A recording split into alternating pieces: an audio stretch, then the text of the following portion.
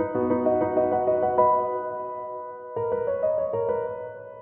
right, today we're going to dive right into Ash vs. the Evil Dead Season 1 and 2. I figured I might as well go ahead and put out a review for Season 1 and 2 and not cover 1 because it's been about a year and a half or so. All right, so let's start off with the first season. I really enjoyed the first season, mainly because of the funny writing. So Bruce Campbell, I really like as he's gotten older especially. He's just more and more interesting, more charming, and just funnier in general. Now, I didn't really love the original movies, to be honest. I think they're fine, they're kind of fun, but they're just not really my kind of thing.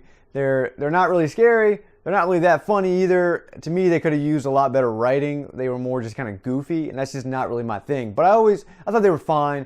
But when they announced this a couple years ago, they were doing this show, I was kind of excited because, again, I think Bruce Campbell's gotten much funnier and much more interesting as he's gotten older. So the main thing about the first season that's so great is the writing.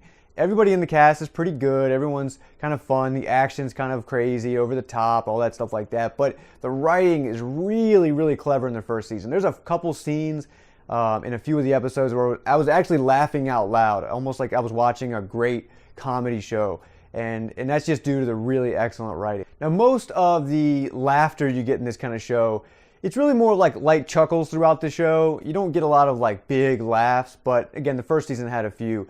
Now, the second season is still a good season, but that spark from the writing is kind of missing. There's still, again, lots of light chuckles, a lot of funny moments, but there's a little bit too much serious stuff, which a lot of that stuff does not really, just kind of falls flat. It's just, you don't really feel any kind of actual tension or terror.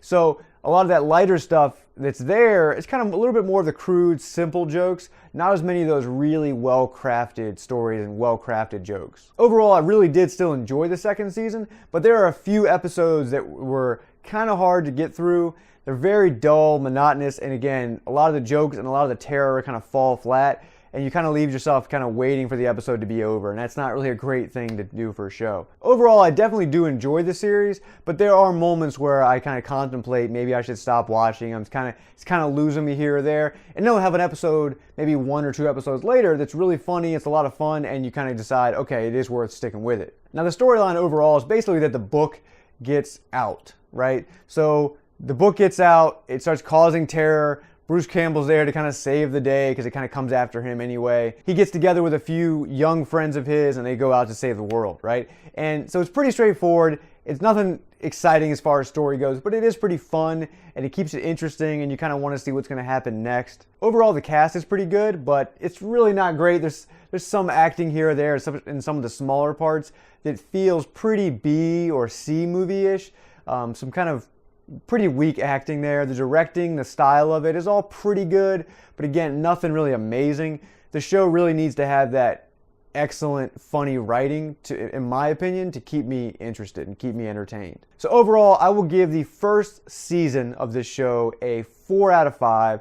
Really enjoyed the first season. It's a lot of fun. The second season, I'm going to give a 3.5 out of 5. I still did enjoy it, but it's just not as good as the first season, and I really hope if they do a third season that they can keep up the quality. Otherwise, they might lose me on that third season. So let me know what you guys think about the show. What's your favorite episode, favorite season, whatever. I want to hear from you guys. If you liked the video, hit the like button, subscribe to the channel, and I'll see you at the next Culture Critic.